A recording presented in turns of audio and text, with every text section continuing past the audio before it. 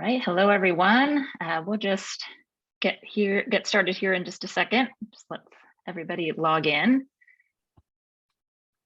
Welcome to New York Wines Online.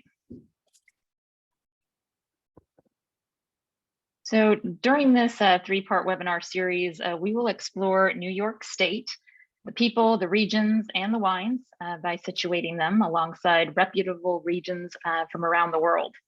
So in this first episode, we consider a selection of 3 New York wines alongside those from regions a little closer to home, right here in the United States, with examples from California's Napa Valley, Oregon, and Washington State. So for those of you who are tasting along with us, we just want to thank our partners, Master the World, for putting together the tasting kits for us, and to Cabot Cheese for providing a nice selection of local cheeses that you might want to try these wines with following the session. So I know most of you are webinar pros by now, but I will share a few housekeeping notes. There are 2 communication methods available to participants. We have a chat section and a Q&A section. So the chat section is an informal way for you to communicate with the other participants, and the Q&A section is where we'd like you to submit your questions to be answered during the webinar. Also note that this session will be recorded and will be posted to the New York Wine and Grape Foundation's YouTube channel following the session. Our host today is Kelli White. Kelli is a wine writer, author of the critically acclaimed book, Napa Valley, Then and Now. Previously, she worked as a sommelier in New York City and California, and now serves as Director of Education for the Wine Center at Meadowood in Napa Valley. So over to you, Kelli, to kick us off and introduce our panel of New York winemakers. Wonderful. Very nice to be here. Thank you so much, Katie, for the kind introduction. Can we put the slide that shows our panelists up? Wonderful. So this is my glorious panel here. I think showing 3 really excellent wines from 3 really important New York State wineries. So we have with us Fred Merworth from the Herman Weimer Winery in the Finger Lakes. We have Ryan Bossert from Ryan William Vineyard, also in the Finger Lakes. And then, of course, Gabriella Macari representing Long Island and her family's winery, Macari Vineyards. I'm very excited to be up here today talking about New York State wines. It's something I'm really passionate about. And as Katie mentioned, there's going to be 3 of these webinars over the next couple of months that will hopefully build on things that we talk about today. We'll revisit in the next ones for those of you that are going to be watching the bunch of them. So as Katie touched upon, the point of this one, this first webinar in the series, is to basically, compare and contrast in a non-competitive way some of really top wines from New York State with some really top wines of the same variety from iconic established regions in the United States. And so I think that, if you're watching this webinar, you probably already have at least some established degree of interest in wines from New York State. And so you hear it more, but the point here is to basically establish that New York wines are important to the national dialogue of American wines.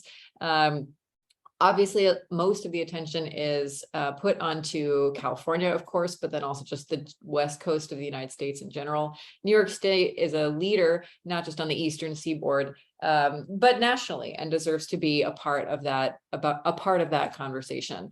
And let's take a look at the next slide, the map of New York, for a second. So this is a really great map of New York's wine regions. And, like any other American appellation map, where these AVAs are, these colored areas don't always necessarily correlate one-to-one where the majority of the grapes are grown. But nonetheless, these are the AVAs that have been so far established. And for the purposes of today's conversation, we're going to be focusing on the Finger Lakes and Long Island. But as you can see, there's a lot more here. As somebody that lived in New York for a long time, I'm from Massachusetts. I can attest, but the wines will tell you better than I can, that New York State, though not a particularly large state, has a really varied climate. You can see from the little bit of the topography that's evident in this map that there's considerable differences in topography. There is a huge range in influence on various bodies of water on these regions. And then just, of course, being on the east coast of the United States, the continental landmass has an effect as well. So we're not going to drill down into all of that necessarily today, but we are going to touch upon, I think, very select areas within this complicated state for wine production. Next slide, please. Oh, sorry. So for this next slide is a focus on the Finger Lakes. So the first two New York wines we're going to be trying today are both from the Finger Lakes. In fact, they're both from around Seneca Lake. Seneca Lake being sort of the deepest lake in the Finger Lakes, and I think the most important in terms of viticulture and wine production.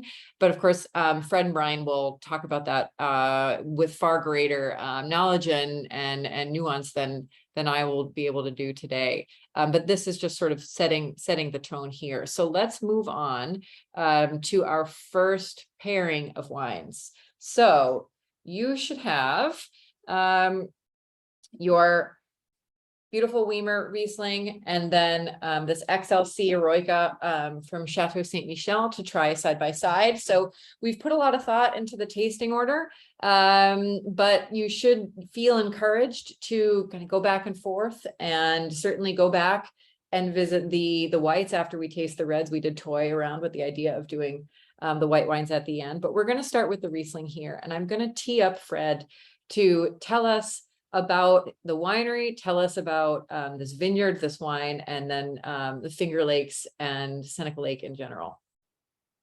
All right. Thank you, Kelly. This is great to be here. Thank you, everybody, for joining us. Herman Weimer Vineyard, we're on the west side of Seneca Lake, as the map showed. Herman started the winery, and the vineyard's first plantings were 1974. The winery is, I think, our spirit and our culture here is very much in line with things I learned from Herman and discussions we've had of, striving to prove yourself as a credible region, as a region that you can compete on the world's stage with multiple varieties. And you do that through lots of trial and error. There's been no roadmap for someone like Herman, who is one of the pioneers of the region.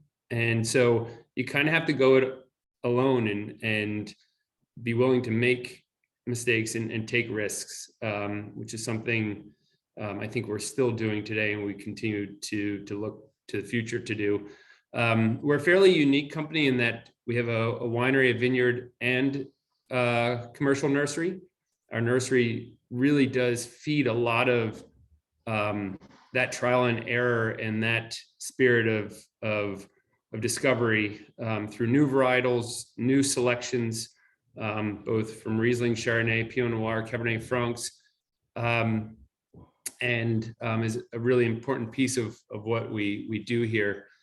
I started here with Herman in 2001 in a practical training.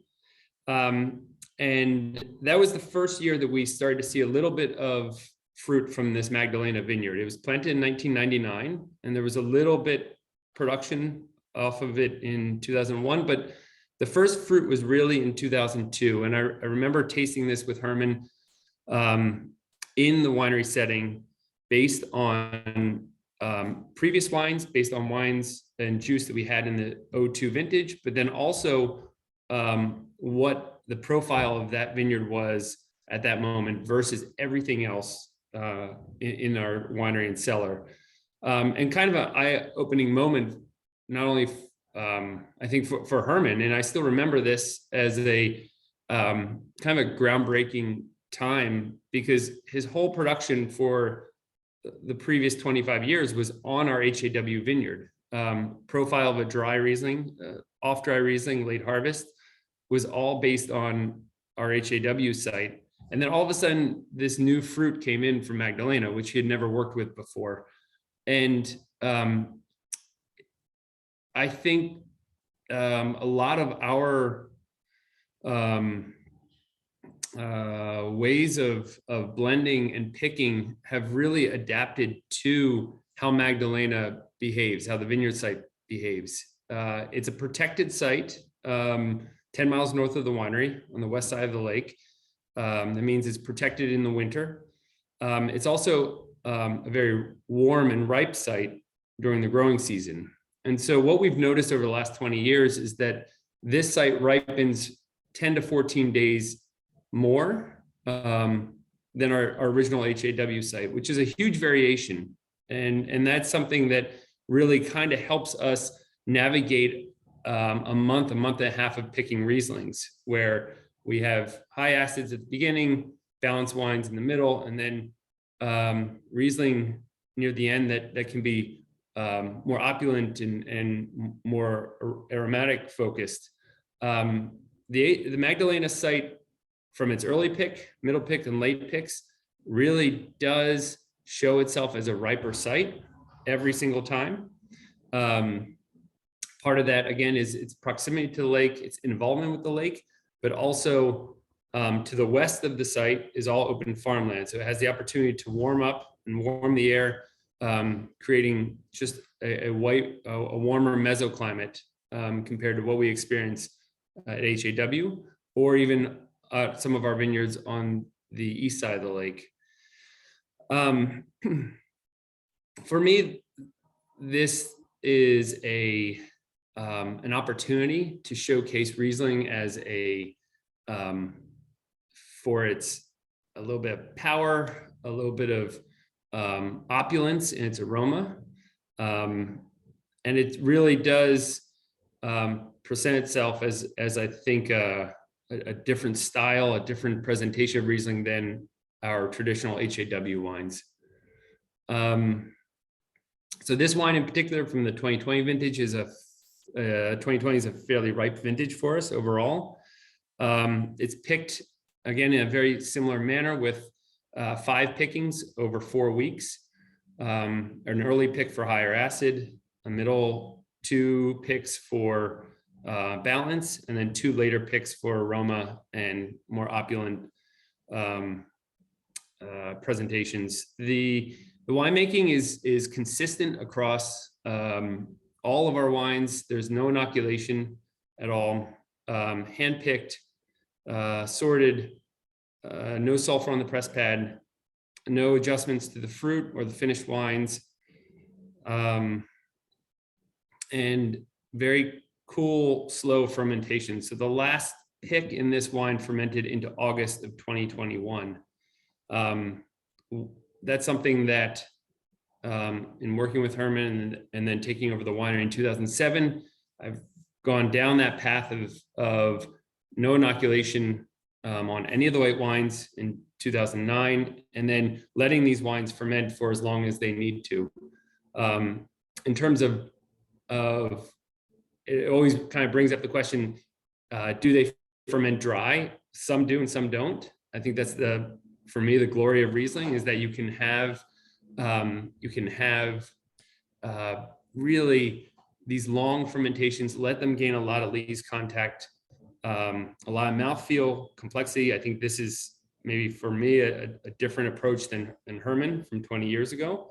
But then blend them to whatever that finished wine wants to be. And we took dry off the label of the single vineyard Magdalena in 2016. So it didn't lock me into striving for something that didn't want to be, or forcing a wine to be drier than it should be. So certainly I try to get Magdalena or blend it to below 10 grams, but if it doesn't happen and the balance is above 10, then that's where it ends up. But this is around 8 grams per liter. Yeah, I think it's showing quite well. Yeah, this is a beautiful wine. Thank you very much for agreeing to share this with us. Can you talk to me just more sort of generically, although very quickly, about why you think the Finger Lakes and your corner of the Finger Lakes is especially compatible with Riesling? Yeah, I think Riesling has found a home here for a number of reasons. The main one, and thinking about 30, 40 years ago, when 50 years ago, when producers like Herman, Dr. Frank, the Wagners were trying to understand how you could grow vinifera in a region that wasn't traditionally a vinifera or a European species region. The biggest limiting factor, two things were certainly winter damage, but also ripening. And climate has changed, obviously, it continues to, that's a bigger discussion. But we still see the impacts of fairly cold winters, and one or two nights in the winter will completely dictate what your growing season, what your viability of a variety is. And Riesling continues to show itself as a cold tolerant variety. It can handle some of these really low temperatures, not always, but in most cases it does. So I think that is one of the main reasons Riesling has found a home and found traction in the region. The other is the huge variation from one site to another in soil types. It gives the expressions and the sense of terroir such a wide open map to be able to for us to start presenting Rieslings that have a sense of place, have an identity, not just a Finger Lakes identity, but an east side, west side. You start drilling down even closer north, south, but even from block to block. And I think that's very exciting, as a Riesling producer, to continue to showcase and also try to understand. Then the next, and maybe the last part is our mesoclimates, how different the mesoclimate, again, from east side, west side, north, south, as I talked about with Magdalena versus our HAW site.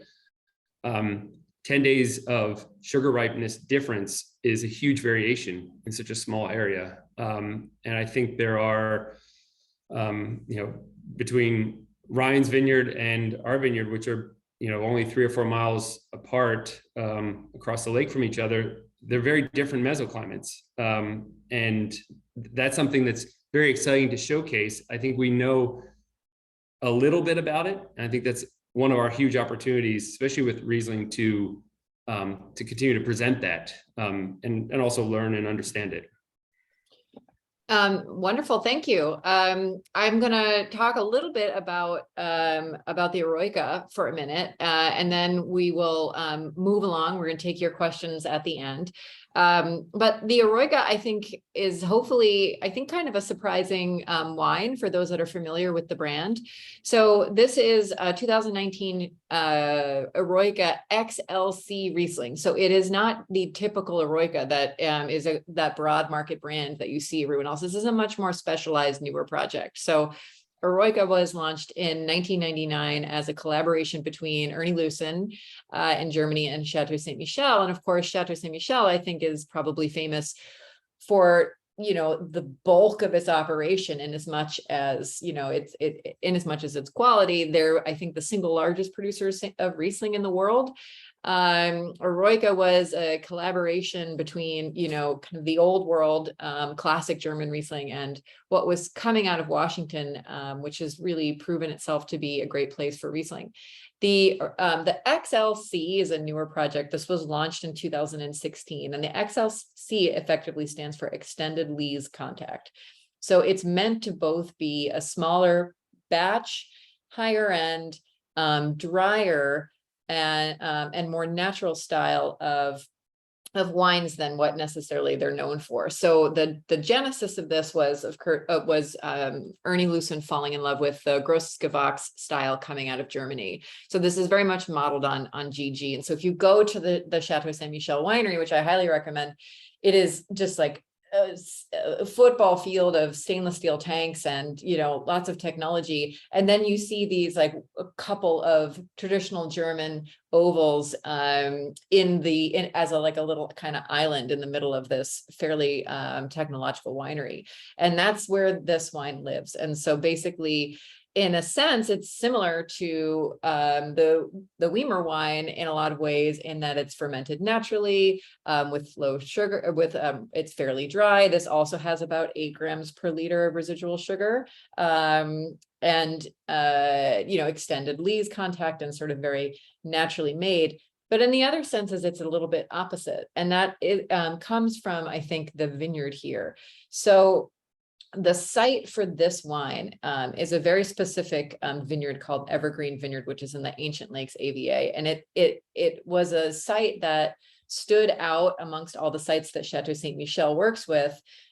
You had mentioned Magdalena being like a little bit of a warmer site in the context of its region. Well, this is a cold site in a warmer region. So this is one of the coldest sites that they deal with. It's about 1,500 feet above sea level on this basically like no topsoil outcropping of basalt, very close to the gorge. And it's an ultra cool spot. I spoke to the winemaker a week ago about this wine, and he was just getting ready to pick these grapes. And so part of what he feels the magic of this spot is that it's the last site to pick, but it's never super blousy. So they were able to pick this at 22 bricks with 9 grams of acidity, and then bring it into the winery and keep it all separate. And it spends about 22 months on the lees. The other thing that's kind of, I think, fun and funky about this wine is that Ernie Lucen actually petitioned the German government to stamp these bottles with the official GG crest. So if you're familiar with the Großgewachs Rieslings in Germany, this was the first wine outside of Germany to bear that official designation from the VDP. There have now since been a couple others that have taken up that mantle, but this one was the mold breaker in that sense. So kind of a fun and unexpected Riesling. Does the panel want to comment on these 2 wines before we move on to talk about the Chardonnays? I'd love to just talk to Fred a little bit about, I feel like the Magdalena will really age well. Like, are you finding older vintages of this wine? How are they changing? How are they improving? I feel like just from tasting, I feel like it will improve. And what are you finding? Yeah, that's a great question, because we bottled the 02 first pick up. I mean, the first picking that I consider off of this site. We bottled that as a reserve Riesling in the spirit of trying to put something in the bottle that we could look at 2, 3, 4 years down the road. Now, I've tasted that wine recently. For me, Magdalena has a lot of what we say baby fat, or just primary opulence on the mid palate, which kind of masks some of the acidity, and it's something that I always find a little difficult at blending, because I want to present it in this a little bit more opulent state, but without going overboard. And I think this wine, this vintage, we've kind of nailed it, where it is rich and ripe and round on the mid palate, but below that, in 5-10 years, from what I've seen on the 02, 08, which are fairly similar vintages, that will shed in a very pretty way, and not be as broad, almost lean up a little bit. And I think for me, that's the trick at blending, when I have these different tanks, to walk a line of opulence, but knowing that that's only the first 2-3 years in the bottle. It's really going to show itself 5-7 years down the road when that's gone. So we have a question from the audience, which is we were experimenting with extended lees contact on any of their Rieslings? Yeah, so we just released a 36-month lees contact Riesling from our biodynamic block. and it's been sitting in barrel the whole time, 1,000-liter barrel. And one of the things with the natural ferments and these long ferments that are then the product of that is you get full lees contact the entire time. It's not like, I mean, certain things settle, but there's lees contact. The textural components of our Rieslings have really skyrocketed based on that, because you have lees contact the entire time. You don't need to mix, you don't need to do anything. They have this roundness. What I've learned on this kind of forced, a way to say it would be a forced extended lees contact, is that it almost doesn't even taste like Riesling at the end, which is interesting because there's so much more going on. Whether that's a good thing or bad thing, we've just bottled it and just are sitting on this. We have two other wines. We have a 20 and 21 in the same protocol. I think, and again, this came out of a discussion I had with Ernie about extended lees contact. And I tasted some of his extended lees contact from the Mosel in 2016, 2017. And they're super interesting. I don't know in a blind tasting whether you would call them Riesling. The acid is integrated in a very different way. There's textural components that aren't classic to Riesling. What we consider, a bottling within the first, 6 to 8 months or 10 months. I can see that in the Eroica, where you have this extended lees contact, and the textural component that almost takes it out of the Riesling department, of what we think is young, fresh Rieslings. It's amazing how fresh the wines are, though. That is the, something that Ernie told me. I tasted on his wines, something I noticed on ours. They're amazing. They're fresh and lively. I wouldn't do it with all of our wines, though. Let's put it that way. Well, this was great. I know everyone's going to have a lot more questions for you, but in the interest of catching all the wines, let's move on to Ryan. Ryan, why don't you talk to us a little bit about your winery, this vineyard, this wine, and this grape in your particular corner of the Finger Lakes? Sure, I'd love to. Kelly, thank you so much. And thank you for everyone that's here joining us tonight. My name's Ryan. I am the founder and owner of Ryan William Vineyard. We're a family-run, estate-grown, 100% estate-grown winery up here in the Finger Lakes on the east side of Seneca Lake. Relatively small production. Everything that we do is strictly vinifera. Also we do grow a lot of grapes. So I started out as a grape grower almost 20 years ago. Started making wine commercially in 2010, and we still sell a lot of the grapes that we grow to a lot of other wineries locally in New York, as well as up and down the East Coast from Virginia to Vermont. Interesting to see with the other wineries that we work with is what they're looking for and what New York has to offer in terms of fruit and fruit quality. The guys that are further down south, Virginia area, love the acidity that our fruit brings, and the guys that are further north love the ripeness that we have. So I think just in terms of a growing region and where we are, New York's in a pretty good sweet spot. The fruit that we can grow, I think is really really lovely, really nice for quality wines, and for minimal intervention in the cellar too. Except for it being the past couple years, we've had a couple years where it's been quite rainy. Other than that, that and the sometimes these cold spells that we have in the winter, it's a really great region to grow grapes in. My understanding is that your little part of the southeast part of Seneca Lake is kind of considered to be the banana belt, is how it's been described to me, right? It's a bit warmer than the rest. Can you talk about that? A bit warmer. Yeah. Yeah, it's we're still Relatively. in upstate New York. Yeah. But yeah, kind of lovingly called the banana belt. So I think for me, Seneca Lake is the lake in the Finger Lakes. Take that from where it's coming from. But I think Seneca Lake being the deepest lake, the largest lake by volume. It's also one of the longest lakes. So a lot of with us being down here on the south end, a lot of those cold temperatures that we face are usually coming from the north.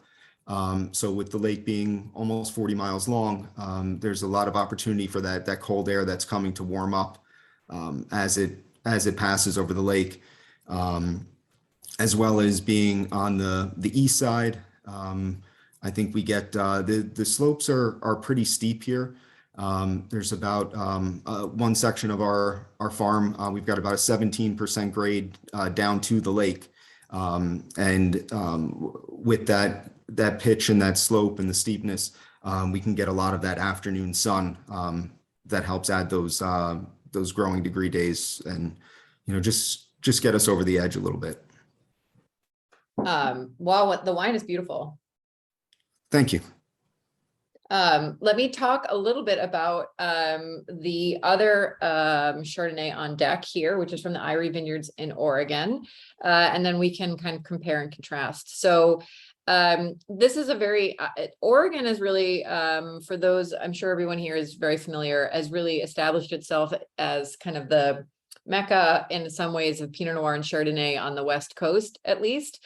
And then this wineries, of course, really played a really foundational role in that. David Lett, the current winemaker, Jason's father, was a pioneer of vinifera in the region, and the story of most wine regions. And Fred's living testimony of this, and Weimer is one of experimentation, right? California is like this, like what works, what can we do? With Eyrie and Mr. Lett.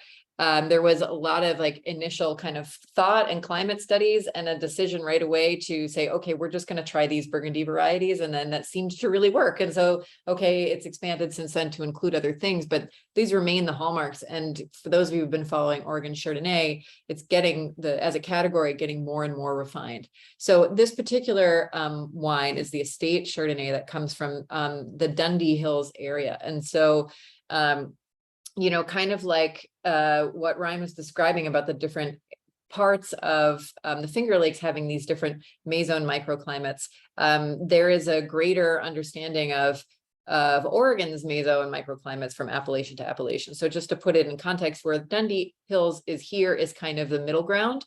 They're specifically trying to make a riper style of Chardonnay for the region. This is, I think, I believe a south-facing site. And actually really quite old vines for the region. Most of the vines in this wine were planted almost 55 years ago. So really quite astounding when you consider the relative short history of the state's viticulture. But the other thing that I think is interesting about this is, so Dundee is kind of revealing itself to be a place for Chardonnay of this middle style, that it has warmth and it has ripeness, but it's not heavy. By comparison, just a few miles south is Eola Amity, where it's far more windy and just whipped and cold from the ocean. And those Chardonnays tend to be a lot more chiseled.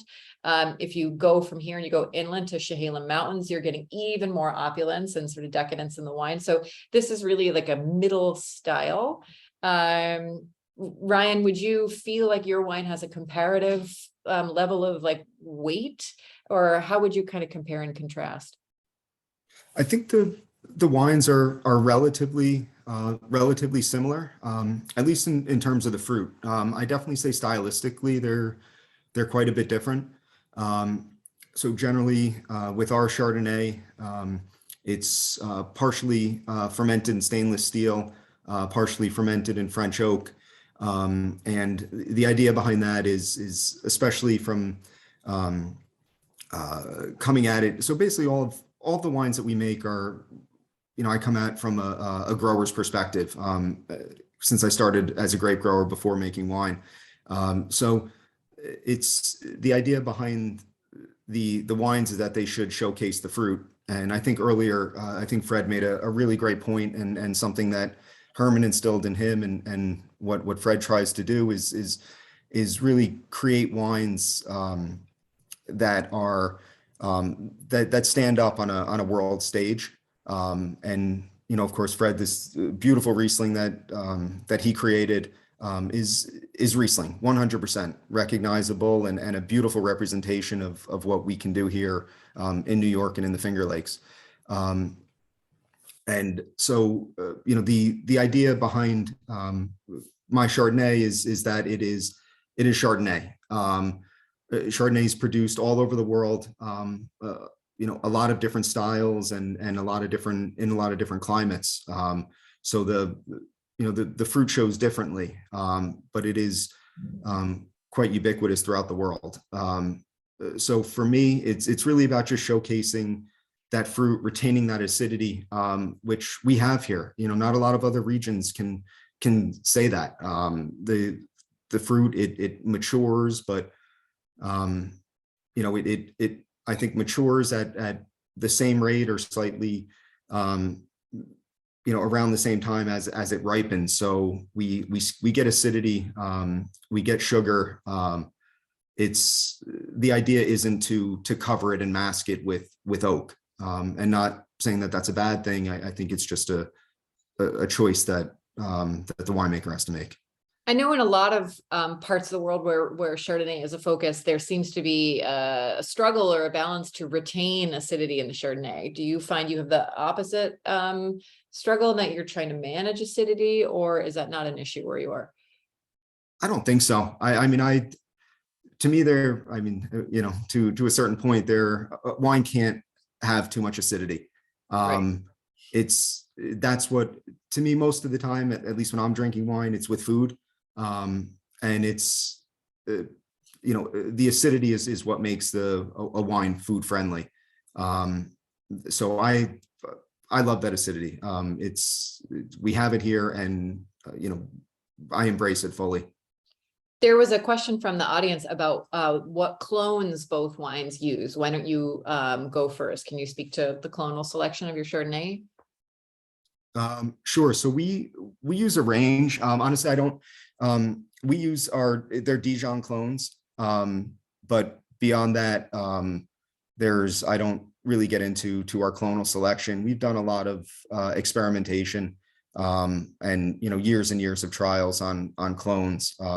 We've tried some of the California clones, like 76, and they didn't really suit us as well. Okay. The Irie wine has a selection of clones, mostly historic California selections, from Sterling, Wente, and Draper. The oldest vines belonging to the Draper clone, and then the Wente clone being, of course, famous for putting out hens and chicks, Mille Rondage, having berries of variable sizes. So wonderful. Any of the panelists want to comment on Ryan's Chardonnay or this flight in general? Hey, Ryan, we I think both know what the 19 vintage was a nice vintage, but not I think what we now consider a classic Finger Lakes vintage. This is a really beautiful wine, and I think there's really good ripeness to it, coming from your site, and in this vintage with this ripeness, the wood on it is just really well done. It's very balanced. It shows itself a little bit on the mid palate, but you're really letting the fruit come out, and I think it's beautiful, nicely done. Thank you. Thank you. Yeah, it's always a tricky with oak. To me, it just you want it to support the fruit, but not overwhelm it. So yeah, thank you. Wonderful. Well, let's move on to Gabriella. Why don't you lead us in, talk about, this is obviously the moment at which we're switching from the Finger Lakes to Long Island. So perhaps you could address Long Island at large, where you are, and then the story of your winery in this wine. Sure. Thank you, Kelly. Thank you, everybody, for joining. I'm third generation here at the vineyard. My great grandfather came from Italy and made wine in his basement in Corona, Queens, and we planted vines in 1995. You can see the North Fork where we are. We're actually a little further, we're in Mattituck, so the green dot would be a little closer to the actual town of Mattituck. But we're in Mattituck, and the North Fork is really a 30-mile long, like 15-mile wide. It's really not an enormous place, but the beauty of our region is that we're surrounded by the Peconic Bay to our south, and then our vineyard actually is right up on the water in the Long Island Sound. So we are blessed. We are super lucky to have the moderating bodies of water here. And that's the beauty of Long Island, and actually the North Fork in particular. There was a study from Cornell that said, do not grow grapes anywhere else besides the North or the South Fork, because they will not survive. I think things have changed a little bit, right, with temperature, but at this point, we're really lucky to be so close to the water. We have a 500-acre piece. We're really lucky that we have one continuous piece here, and we have 160 acres under vine. We're showing the Bordeaux blend. So I do think it would be interesting to talk a little bit about why Bordeaux blend, why are these grapes planted? Why did we plant these in 1995? And at that point, there was a lot of comparison between the North Fork and Bordeaux, on and on and on about the soil and the temperature and the weather. And I do think some of that still holds true for sure. However, I was in Bordeaux 2 years ago wearing a tank top in February. I think we are much cooler, and people are starting to realize that. So the wines have a bit of a thinner frame and medium at most body, which people are starting to really appreciate. And I think, same thing for up and down in the Finger Lakes and where we are. The alcohol of this wine is 13.2%, and we were laughing tasting this the other day. That's the high side. This is the high side of alcohol for the region, and I think it's beautiful because it's balanced. The blend has changed over the years. It's typically been Merlot dominant, with supporting Cabernet Sauvignon and Cabernet Franc. This year, we did not add the Cabernet Franc for a specific reason. We had some virus in the block that we were going to use for this blend, and we decided not to use it. And a little bit of Malbec. So I think overall, this wine is exciting to me. It's actually just been in bottle for 6 months only. So I think it's just starting to unfurl. It was extremely tight 2 months ago. We have been sold out. We only made this wine 8 times in the past 25 years. So that's something unique to us personally, is that we really do not release a Bergen Road. We do not release a Bordeaux blend if we don't feel like the quality's there. So we went through on and on to sort of deliberate to see if it was a worthy year. And we tasted, in this room here. And while I think the frame of this wine is quite thin, for me, the way I always describe it is that there's this like sneaky tannin. And I think it's become a really intellectual wine, sort of a cerebral wine, where you kind of have to pause a little bit and really appreciate what's there. So obviously for me, there's finally, it took a while to come out in bottle, but finally some raspberry and that red fruit.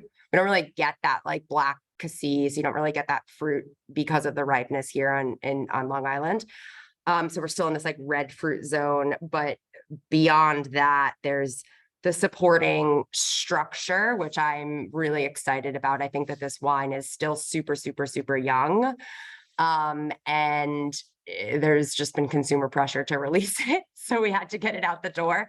But I do think that it is in a place where it's enjoyable at the moment. The oak is supportive, but not obvious.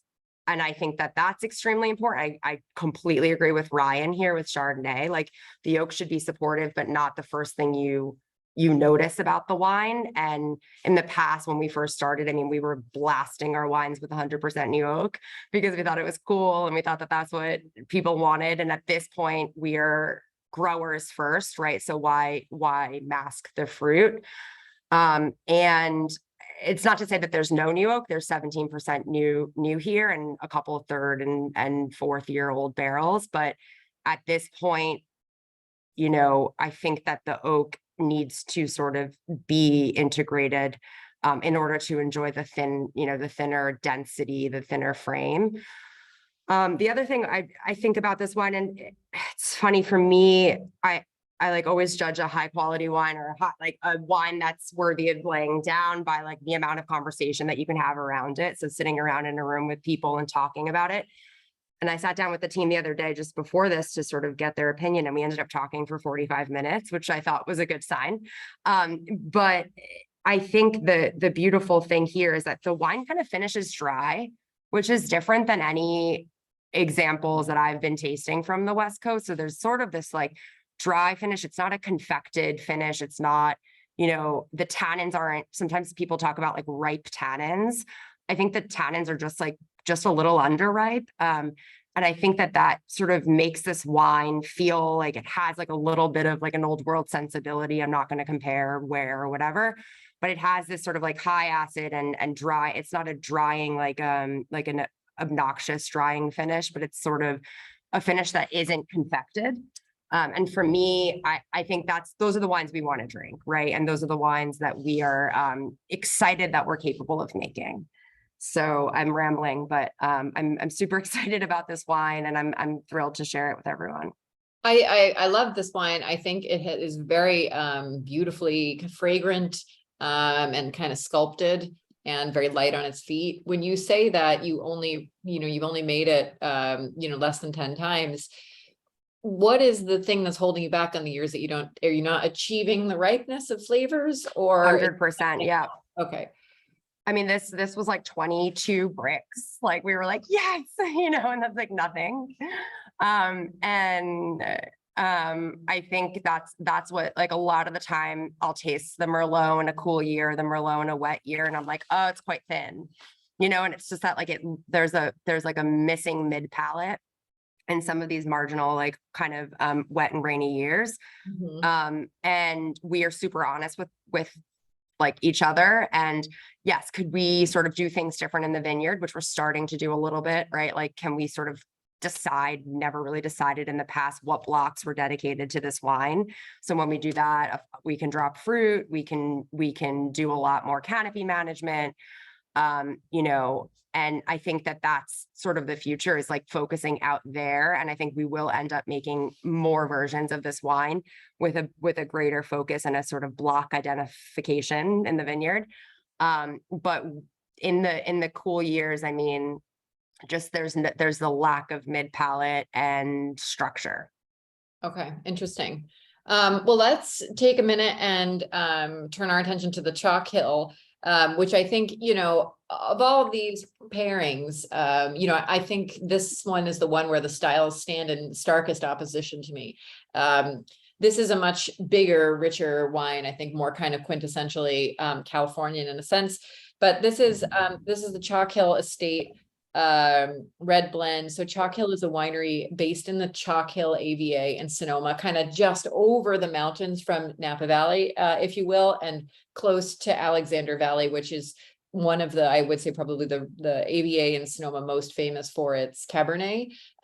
So this winery generally produces mostly white wines. I think they produce probably 2/3, 3/4 white wine is their production. But on their estate vineyard, they have one kind of hill that rises where it has a little bit more of a steep slope, poorer soils, a heavier concentration of volcanic material. And that's where they decided to plant these reds.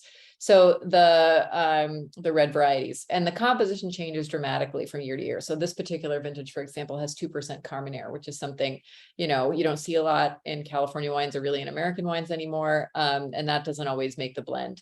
So it's a bigger wine, right? It's a whole, 3 degrees higher in alcohol, 2 degrees. And it's dark, deep, and rich. And that's very much the intention of the wine. So when I was speaking to the winemaker, he said sort of some of his intentions in making this wine was that they wanted a volume of flavors without being overly tannic, and a lot of complexity and weight. And they felt like that was sort of a differentiation. They're thinking in terms of, I think, differentiation from Napa rather than from other wines from the United States and from California, and from France. But more new oak here, 60 to 65%, riper style, blend of clones, and deep color and intensity here. So an interesting kind of juxtaposition. I feel like it's evident tasting the Macari wines on their own that they're elegant, and then you taste them in comparison to this and you realize kind of how different I think that they really are. We've only got 9 minutes left, and I had promised we would leave 15 for questions. So we got a pretty heavy duty question kind of leading us off from the audience that Katie has texted me. And so I'm just going to throw this out there and I'll let whoever wants to go first. But the question is, do you consider terroir an important part of marketing your wine? Why and why not?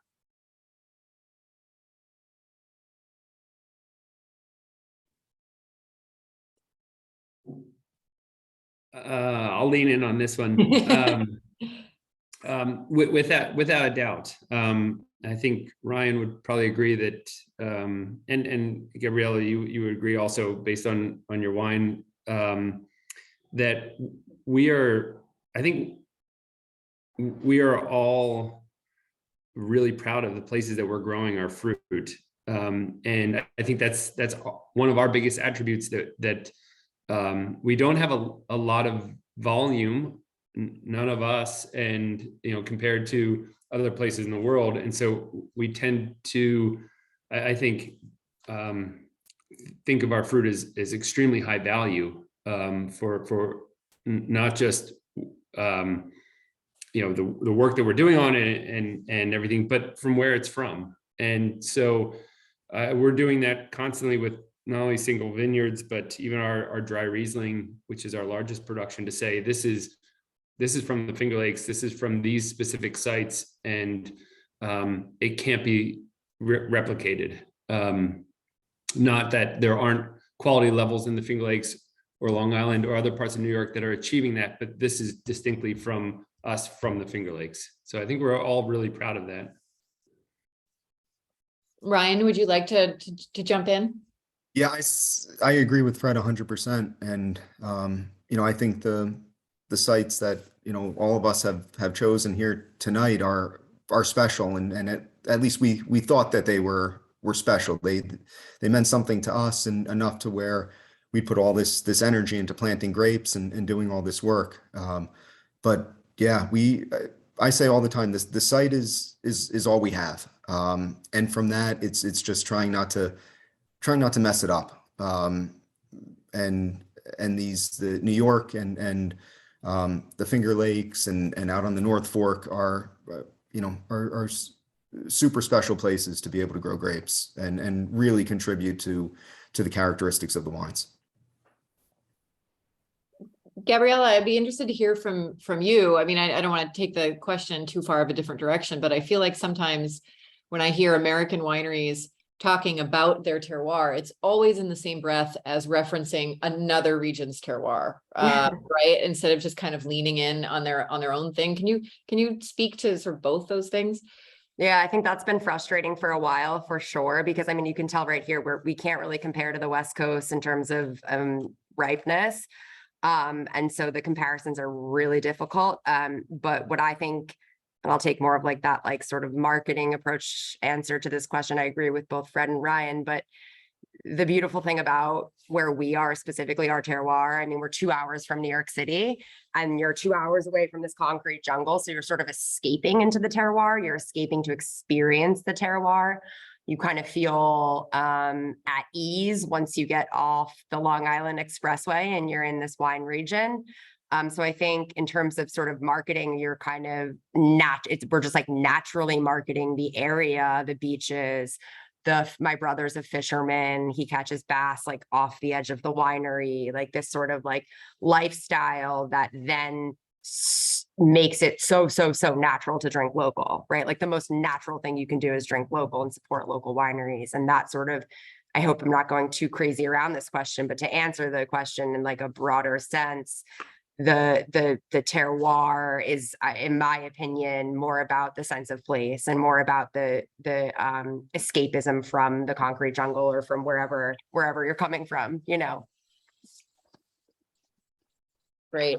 I'm looking at the Q&A here. I know Katie, you said you were going to text me, but one person asked what I meant by saying that the Eroica XLC was a more kind of natural winemaking than the normal Eroica. And I just wanted to clarify by saying that it's a much less it's a much more hands-off style of winemaking. They effectively kind of put it in the foudre and then walk away. So that's all I meant. I didn't mean to invoke the natural wine movement, certainly. Wonderful questions. So I think I would also be interested to know from our panelists, like, what are you think is the next kind of leap for you? I mean, Gabriella, you talked about maybe tailoring the farming to this wine. But what about the rest of you? I mean, what are the innovations you're working on to kind of refine your craft in the vineyard right now?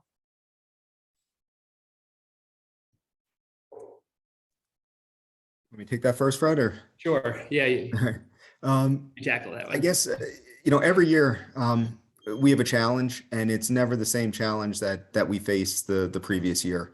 And so I think during season, it's really hard to think about what, I don't know what I want to do. We're just kind of facing the challenges of the vintage on a daily basis. But for myself, it's, it seems that climate is changing. It's definitely to have, I look over the last, 11 years of growing, and more often than not, more than 1 out of 2 times, we've had a year that we wouldn't consider to be, I guess, normal. So whether we've got kind of drought conditions or where it's extremely wet and we're dealing with storm conditions, that's happening more than 50% of the time. And for us, that's figuring out how to deal with that. Actually, a little more automation and even a little more manual work. Hitting it from both sides, just trying to figure out how to deal with things that these weather patterns that just don't seem to break. Weather patterns used to be 2 to 3 weeks, and now they seem to be lasting an entire season. So it's been super challenging.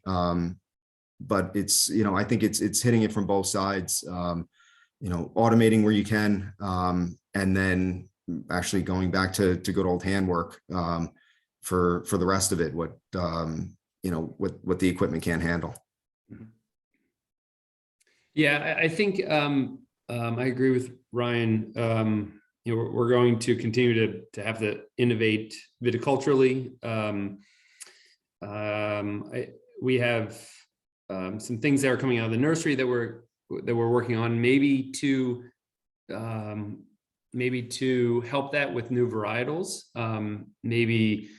and also looking at field blending as a way to maybe hedge your bet and kind of mitigate your risk a little bit. Some new varietals that we've planted that we're looking at putting into bigger blocks, whether it's Petit Arvin or Schippettino, and how they fit together in the context of wines that we know that we do quite well, whether Chardonnay, Riesling, Cabernet Franc, but expanding outside of that. I think the other part is, and one of the things that I think we as a region can really lean in on is sparkling production. And that is something that obviously mitigates your risk of leaving fruit out longer. You can harvest sparkling fairly early. But I think it's a aspect of the Finger Lakes in New York that is really, we're making really very high quality sparklings. So yeah. One quick pointed question for Fred that should be quick to answer. Somebody said that you had mentioned during your talk that there was a 10-degree day difference over a distance, and they're wondering what was that distance? yeah, so between the Magdalena site and the HAW is the original planting. It's the dot on the map that you showed.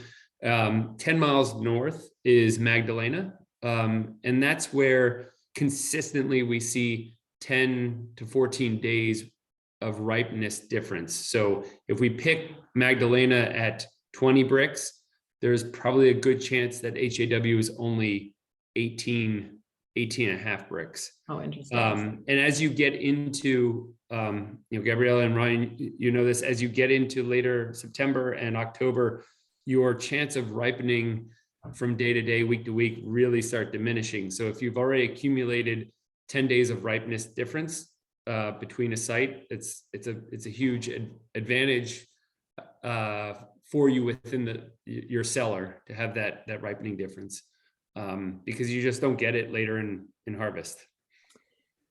Very cool. Well, I know we're at the end, but I'm curious to ask one last question, and then we'll sign off of each of you, because I think what's been fun talking to you is that you're each obviously huge advocates for your own projects in your own regions, but also New York State in general. So let's take Finger Lakes and Long Island off the table for a minute. For each of you, just speaking generally, is there another particular corner of New York that you're really excited about right now? I think it's like the Hudson Valley, and like even so I've spent some time in the Catskills. And at night it just drops. It's cool. And I'm like, all I could think about, I'm trying to like relax and not think about work. And all I can think about is growing Chardonnay and making sparkling. And like this diurnal range is amazing, right? But like they have the issue there of freezing and like tons of winter damage, and you're in the Catskills and it's freezing. But there are some friends growing in the Hudson River region, and I think they're doing a great job. It's super challenging still there, but some fun like wines that are made with like apples, and like I think it's definitely a booming area for visitation. And there's every weekend most of Brooklyn will be up there and consuming, and the amount of volume and business that happens out there is something to absolutely keep our eye on. And as we warm up a little bit, like, will it be viable to grow Chardonnay in the Catskills? Maybe, I think it'd be really fun. Wonderful. Very cool. What about the other two? Ryan, Fred? I'd take a look at the escarpment, Niagara escarpment. I think they have in some cases greater ripeness than the Finger Lakes. There's a lot of protection around the lakes. So there's some really interesting wines coming from that area for sure. Ryan? I'd say push. Not that we don't get off the farm much, but if I did have the chance to, I'd say go as far north as you can. It seems to be getting warmer everywhere. So it seems like there'll be a lot of opportunities to grow grapes up north. Certainly seems that way. Well, wonderful. Thank you guys for a great panel. Thank you to Katie and Amanda for all your hard behind the scenes work. Thank you, New York, the Wine and Grape Foundation for arranging this. Looking forward to the next one. And thank you all for the lovely wines. Thank you, Kelly. Great. Thank you. Thank you, Thank Kelly. you. Thanks. Thank you, Thanks to our Kelly. Thank you for panelists. having us. Appreciate it. Perfect. So a recording of today's webinar will be published to the New York Wine and Grape Foundation YouTube channel, and we'll also send that link out to all of you. Thank you all for participating today. And then we hope to see you on Wednesday, December 7th, same time, 4 p.m. Eastern, 1 p.m. Pacific, for the second episode of the series called Pick of the Pinots that Kelly will be hosting again. And if you haven't registered for that episode, we'll go ahead and drop that link in the chat right now. So you can go ahead and register for that next episode. Thank you very much again, and see you next time.